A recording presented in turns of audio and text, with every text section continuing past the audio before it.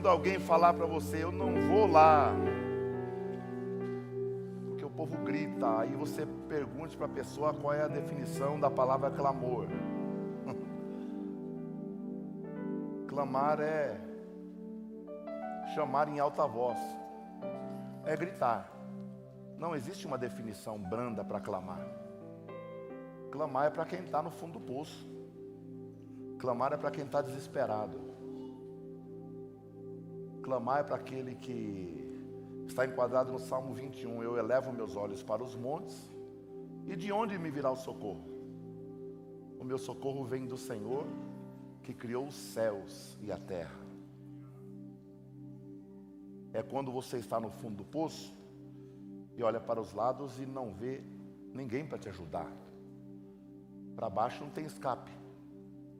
Você é totalmente dependente de quem está em cima. Então, nesse momento, você olha para cima e não vê ninguém lá. Mas você não vê, mas sabe que está lá.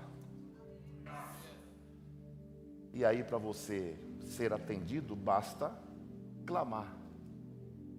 Basta clamar.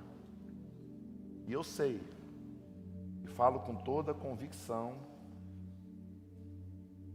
do meu espírito, que Deus abriu portas hoje aqui.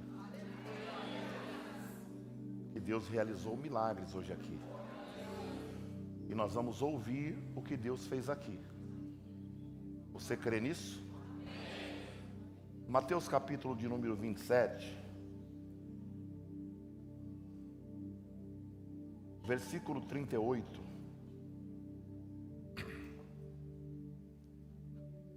Ao 43. E depois do 53 ao de número 55. Glória a Deus. Quem encontrar vai dizendo glória aí. Isso, encontre aí na sua Bíblia, porque vai ser projetado aqui, mas é bom que você não perde o costume de ler. Você não perde o costume de procurar na Bíblia. Nós estamos na leitura anual, né? Estamos na leitura anual. Quem está fazendo a leitura? Só a gente. Só vocês estão fazendo a leitura. Glória a Deus pela vida de vocês. A leitura anual. Hoje foi lido livro e capítulo.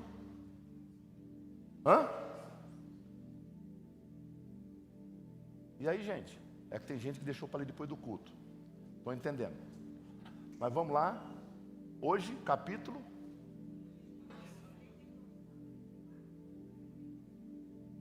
44, melhor ainda, já adiantou.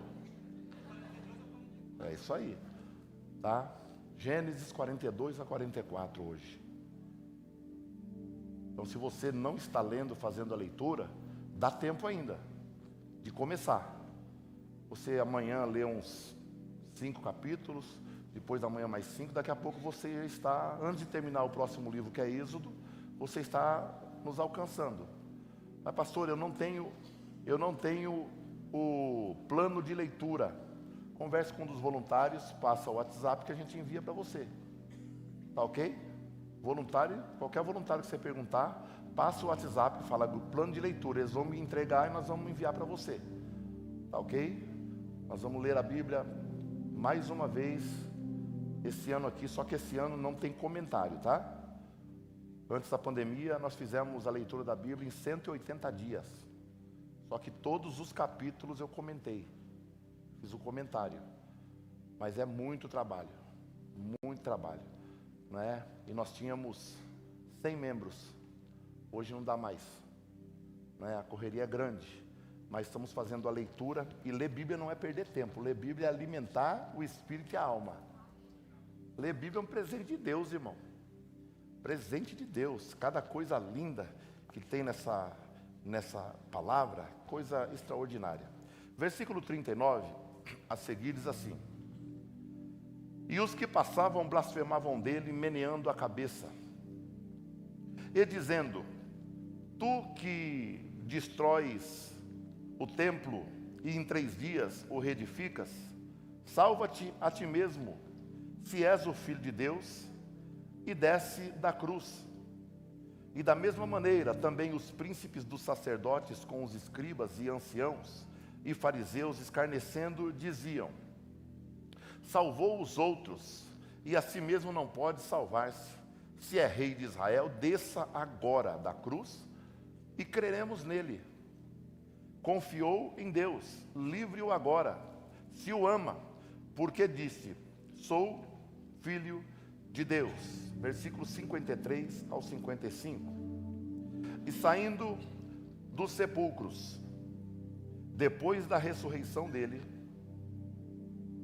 entraram na cidade santa, e apareceram muitos, e o centurião e os que com ele guardavam a Jesus, vendo o terremoto e as coisas que haviam sucedido, tiveram grande temor e disseram: verdadeiramente ele era o Filho de Deus.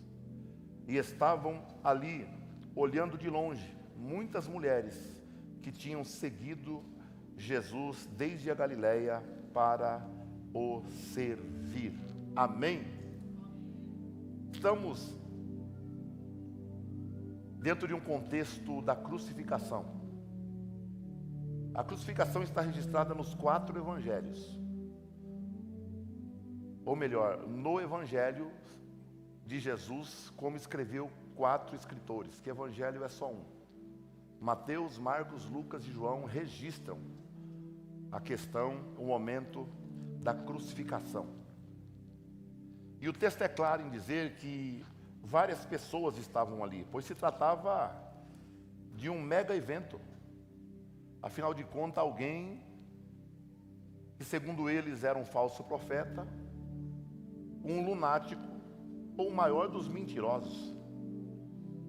Porque se Jesus não é Deus, ali ele seria o maior dos mentirosos, porque ele dizia ser filho de Deus.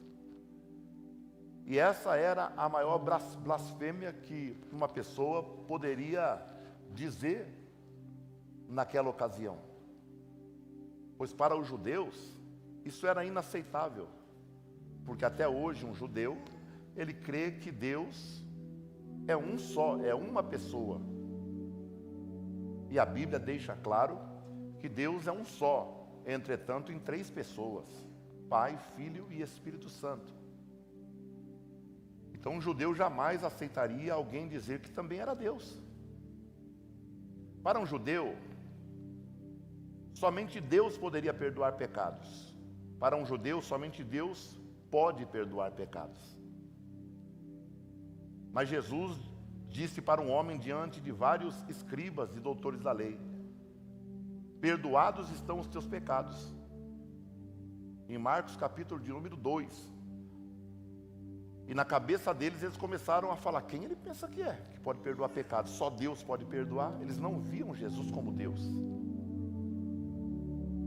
Ao ponto de que perseguiram, viram Jesus ressuscitar mortos, viram Jesus limpar leprosos, eles viram Jesus restaurar a mão ressequida, eles viram Jesus curar barriga d'água, um hidrópico, eles viram Jesus andar sobre as águas, eles viram Jesus ressuscitar Lázaro depois de 4 dias morto, eles viram Jesus curar um cego de nascença, no momento em que estava a 800 metros do templo de Jerusalém, o reduto dos religiosos. Eles viram Jesus curar um homem que estava há 38 anos aleijado no tanque de Betesda. Eles viram Jesus ressuscitar pães e peixes 2 vezes. Na primeira vez, Jesus sustentou uma grande multidão e sobrou 7 cestos cheios. Da outra vez, Jesus sustentou uma multidão de 5.000 homens. Diga assim, somente homens. Porque mulheres e crianças não eram contados. Aqui na nossa cultura, hoje é 1 filho, 2. Tem gente que fica agoniada em pensar em ter o 2º filho. Isso é um problema de cada um, não é? Mas há tempos atrás, aqui no Brasil, era 13. 14. Ainda existem regiões do nosso país que ainda tem essa cultura. Ok? Com aquela máxima, onde come um, come 10. É mentira? Não é mentira. A questão é quanto come. Quem educa um, educa 10, mas qual será o nível e o tipo de educação? Então eu não estou falando que é bom nem ruim. Deus me deu 2 filhas maravilhosas e eu estou muito feliz com isso. Se Deus tivesse me dado 10, eu também teria feliz. Sem problema nenhum. Mas todos nós sabemos das dificuldades. Mas naquela época, um judeu ter filhos era a maior honra que existia. Filhos homens.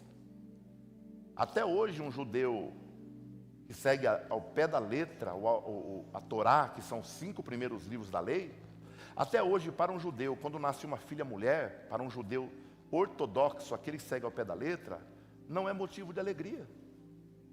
E naquela época piorou. Quem mudou essa situação foi Jesus. Quando Jesus foi conversar com a samaritana, ele dispensou os discípulos, porque os discípulos iam atrapalhar, porque mulher não era contada. Quem mudou esse cenário foi Jesus. As mulheres têm que gritar e orar dobrado, porque foi Jesus que mudou esse cenário. Mulheres não eram contadas, mulheres eram compradas, eram um produto de uso exclusivo do homem. E mulheres e crianças não eram contadas. Então 5.000 homens, fora mulheres, e 13, 14, 12, 7, 3 filhos. Então imagine a quantidade de pessoas que estavam ali quando Jesus multiplicou pães e peixes. Ele deu graças. Porque aqueles 5 pães e 2 peixes, na mão do menino, mataria a fome dele 1 ou 2 dias. Aquilo que na tua mão pode resolver o seu problema momentâneo, e olhe lá se resolver. Quando você entrega nas mãos dele, resolve o problema de toda uma geração. Ali são 2 gerações representadas. A geração que tem pouco e não tem fé para entregar ao Senhor, e a geração que não tem nada, mas se assenta, não se move do lugar, porque crê que Jesus tem poder de fazer uma multiplicação. Qual das 2 gerações nós somos? A geração que quando está na luta, no problema, não quer parar de ir para a igreja. Você não para de trabalhar, você não para de ter amizade, você não para de conversar com ninguém, você não para de comprar, de vender, de subir, de descer, de entrar, de sair, você não para. Mas quando o problema vem, você quer parar de servir a Jesus. Porque o problema às vezes é Jesus, o problema às vezes é a igreja. Esse é o grupo que tem 5 pães e 2 peixes, e não tem coragem de entregar ao Senhor. Por quê? Porque tem medo de ficar sem. A outra geração é aquela que está dependente, completamente dependente do que Jesus pode fazer, e não vê nada na mão de Jesus, porque Jesus não tinha uma padaria, uma empresa de água cristalina. Jesus não tinha uma empresa de pesca, uma rede cheia de atum, de tilápia, não tinha nada na mão de Jesus. Mas a outra geração, ela se assentou e não se moveu do lugar, porque ela entendeu que ninguém que é um homem comum poderia falar como Jesus falava. De qual geração fazemos parte? Daqui o pouquinho que nós temos de fé, de alegria, não compartilhar com ninguém, ou daqueles que estamos dependentes do Senhor, mas nós não vamos parar de acreditar, porque sabemos que dele vem coisa sobrenatural. Então esse povo estava acostumado a ver Jesus operar milagres, sinais e prodígios, mas maltrataram, perseguiram, injuriaram, até que capturaram Jesus e levaram para o Calvário. Calvário significa caveira, ou Gólgota, é a mesma coisa. Era um monte onde as pessoas, os piores ladrões, assassinos, homicidas eram crucificados. Jesus ficou no meio de 2 ladrões, do ladrão ruim e do ladrão ruim também. tinha ladrão bom ali. Tem gente que fala o bom ladrão, né? Tinha bom. Só tinha um que é bom lá, que estava no meio. E aí então, colocam Jesus no meio de dois ladrões, como o pior, o destaque. Antes de crucificá-lo, escrevem Inri, Jesus Nazareno, rei dos judeus. Escrevem em grego, latim e hebraico. A inicial da palavra Inri, para quem não sabe, na língua deles, são as 4 vogais que constituem o nome de Deus, que é impronunciável, YHWH. Da onde veio a palavra Ieoá, YHWH. É por isso que eles disseram, tira essa placa. Porque estava escrito Inri, Jesus Nazareno, rei dos judeus. E as 4 iniciais eram um nome impronunciável, um tetragrama. Em latim, grego e hebraico. As 3 línguas dos povos que estavam ali. Então quando Pilatos fala, não, o que está feito, e levanta Jesus com aquela escrita, todo mundo daquela época teve que olhar para Jesus, em cima dele escrito nas 3 línguas dos povos, a língua da cultura, o grego, a língua do governo, que era o latim, Roma, e a língua hebraica, que era a religião. Os 3 povos, as potências daquela época, leram na sua língua, Jesus Nazareno é rei dos judeus. Isso odiou mais ainda eles, porque ali existiam grupos de pessoas, além dos telespectadores, dos espectadores que estavam ali. Telespectadores não existia ainda, mas espectadores já estavam lá. E ali existiam pessoas como, versículo 39, dá para colocar aí para mim, filhão? Os que passavam, blasfemavam dele, meneando a cabeça. Então quem são esses que estavam ali? Os blasfemadores. Ali tinha gente blasfemando. E se você analisar, capítulo 12, 31 de Mateus, lá está escrito que qualquer tipo de blasfêmia é perdoado. Olha aí, entretanto, mas, todavia, a blasfêmia contra o Espírito Santo não será perdoada aos homens. Alguém pergunta, pastor, o que é blasfemar contra o Espírito Santo? Blasfemar contra o Espírito Santo é atrair a Satanás aquilo que Deus fez na tua vida, é rejeitar a obra da salvação. É você estar hoje sentindo Jesus dizendo assim, filho, filha, me entrega o teu coração, para de sofrer, eu quero mudar a tua história, sou eu que estou tocando em você, eu te trouxe aqui hoje, e você dizer assim, não, eu não quero, porque isso não é de Deus, eu tenho certeza que do jeito que eu estou está bom. Não, o Espírito de Deus está tocando no teu coração, na tua alma, no teu espírito hoje aqui. De repente você está me ouvindo e precisa de algumas coisas serem transformadas na sua vida, mas eu já sou da igreja, eu canto, eu prego, eu participo, eu oro, mas existe alguma coisa que você precisa abrir mão, mudar, e o Espírito Santo dizendo, faz, muda, altera, se esforça que eu vou te ajudar, mas você não dá o braço a torcer. Isso é não acreditar que o Espírito Santo está falando ao teu coração. E uma pessoa que não dá ouvidos à voz do Espírito de Deus, essa pessoa, infelizmente, não tem condição de conhecer a salvação, porque ela não crê que o Espírito Santo está falando com ela. E eu quero que você entenda que hoje o Espírito Santo está usando a minha boca. Sou igualzinho a você, talvez com mais falhas, talvez eu seja mais ruim que você, mas Deus está usando a minha boca, como pode usar a sua amanhã, para dizer para você que Ele quer mudar a tua história. Ele quer entrar no teu coração. Ele quer ocupar um espaço maior dentro de você. Ah, pai, mas eu vou entregar o meu coração. Não, entregar o seu coração é figurado. Deus não quer coração. Deus não quer o cabelo. Deus não quer a saia. Deus não quer nada disso. Deus quer você por inteiro. É você inteiro. Então ali haviam blasfemadores, como em todo lugar existe. Todo lugar existe. Tá? A segunda classe de pessoas que estavam ali eram justamente versículo 41 e 42. 41 e 42, olha aí. E da mesma maneira também os príncipes e sacerdotes com os escribas e anciãos e fariseus, escarnecendo, diziam: salvou os outros e a si mesmo não pode salvar-se. Se é rei de Israel, desça agora da cruz e creremos nele. Quem são esses? Os religiosos. Estavam lá no pé da cruz. Os religiosos: o pastor pregar sem gravata, isso não é de Deus. O pastor pregar de calça jeans, não é de Deus. O pastor pregar de tênis, não, isso não é de Deus. Aquela irmã de calça não é de Deus. Porque o pastor não pega o microfone na mão, não é de Deus. Porque a igreja, a luz apagada, isso é religiosidade. Eu estou aqui meia luz.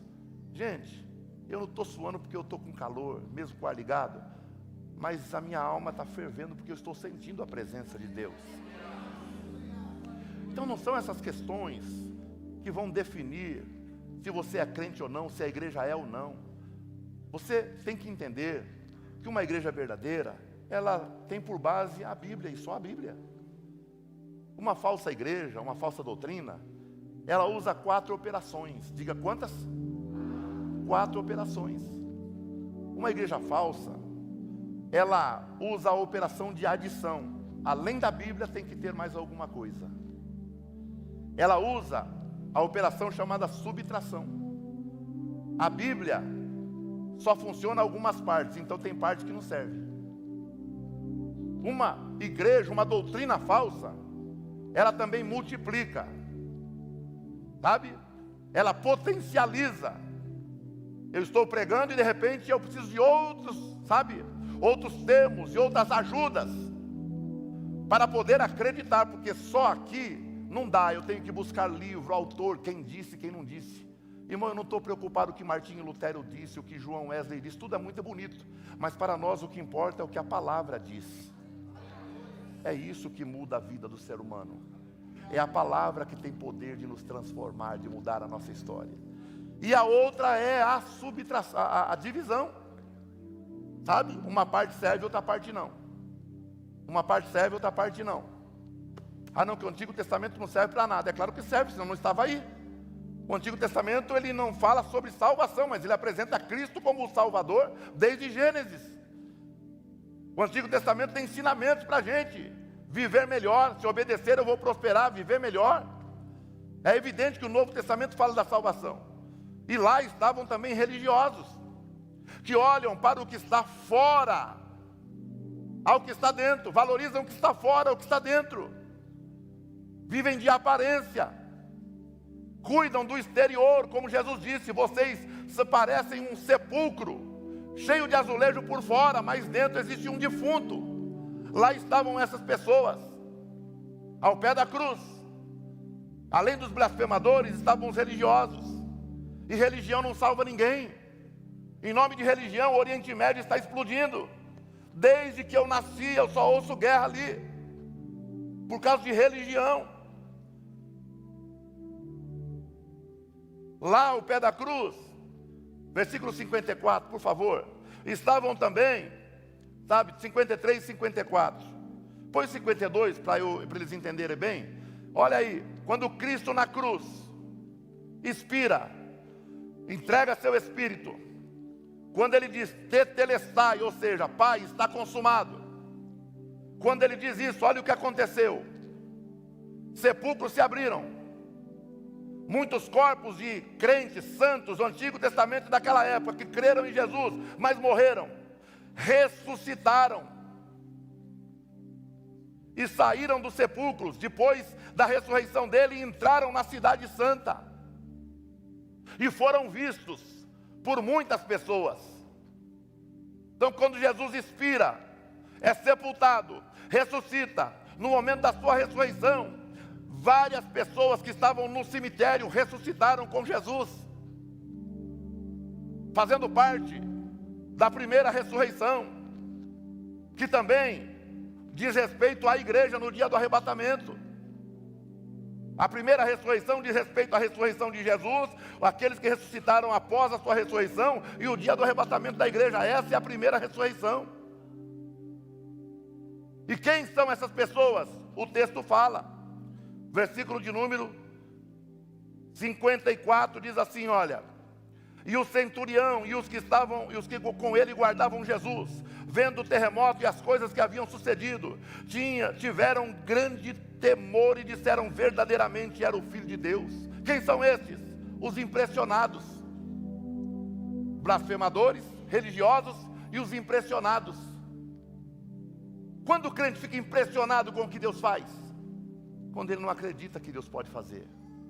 Porque aqui nós não ficamos impressionados com nada, porque nós já vimos Deus curar, libertar, salvar, mudar a história, mudar a trajetória, transformar vidas. Então aqui na igreja você não tem que ficar impressionado com nada. Nossa, hoje eu fiquei impressionado com o que Deus fez. Por quê? Não estava acreditando? Não, você já tem que vir com a expectativa que Jesus vai operar coisa sobrenatural. Diga para quem está ao seu lado: quando você sair de casa e vir ao templo para cultuar a Jesus, já venha com a expectativa lá nas alturas, para não ficar de boca aberta. Diga, porque quem fica impressionado é porque não acreditava que ia acontecer. Agora olha para essa pessoa, vê se ela acredita. O sorriso dela vai dizer se ela acredita ou não. Aqui não é lugar de ficar impressionado. Aqui é lugar, irmão, de buscar coisas que impressionam os outros. Aqui é lugar de milagre, aqui é lugar de transformação, aqui é lugar de glória, aleluias, sabe? Aqui é lugar, irmão, de disposição, aqui é lugar, irmão, de avivamento, aqui é lugar, sabe, de você contagiar vidas, transformar pessoas, porque a missão dessa igreja é transformar gente, glória a Deus. Só que existia um grupo que não está aqui, mas está lá, em Lucas capítulo 23, versículo 42. Coloca para mim, para eu concluir. Olha aí. Um dos camaradas que estava com ele, do lado dele, um era Dimas e outro era Gestas. O Gestas falou assim: se fosse Deus, você tinha descido daí. Se você fosse Deus de verdade, você nem estava aqui. Se você é Deus, desce da cruz, salva o Senhor e nós também. Aí Dimas cutucou e falou assim: rapaz, você e eu, a gente é ladrão mesmo, né? Ô Gestas, a gente é da correria. Fosse nos dias de hoje, né? Me perdoe a expressão. Ô mano, a gente é da correria, tá ligado? Fosse hoje era assim. Ele olha para o camarada e fala: Gestas, que é isso, rapaz? Você e eu, você sabe quem eu sou, sei quem você é, nós somos ladrão mesmo. Agora esse aqui é justo, ele não fez nada para estar aqui. Parece que eu vejo ele olhando para Jesus e dizendo assim: Senhor, olha para mim, lembra-te de mim quando entrar no teu reino. Aí Jesus responde para ele, né? Em verdade te digo que hoje estarás comigo no paraíso. Ó, blasfemadores, religiosos, impressionados, tem em todo lugar.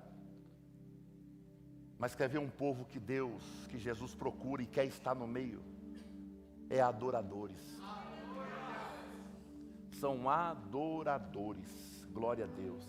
São pessoas que se entregam. Fica de pé no nome de Jesus. Aleluia. Jesus, Ele está procurando hoje aqui pessoas que se entregam. Pessoas que querem. Não importa o que estão dizendo, quem é Jesus. Hoje em dia, a mídia é uma nojeira. A mídia é uma porqueira, me perdoe a expressão. É uma enxurrada de lixo. A internet é uma enxurrada de lixo, você tem que filtrar. É tanta gente que, sabe, lê um texto, interpreta de forma interpreta e explica de forma fraudulenta. Engana muita gente. Essas pessoas levam o nome de crentes ou de cristãos, mas na realidade nunca tiveram uma entrega de verdade. Nunca se entregaram de verdade a Jesus. Aleluia. Mas eu quero que você seja diferente. Eu quero que você se entregue de verdade. Porque Jesus, João capítulo 4, versículo 23 e 24. Dá para colocar aqui? Jesus respondeu para a mulher, olha lá, ó, mas a hora vem, tá? E agora é em que os verdadeiros adoradores adorarão ao Pai em espírito e em... Versículo 24, porque, olha lá, Deus e...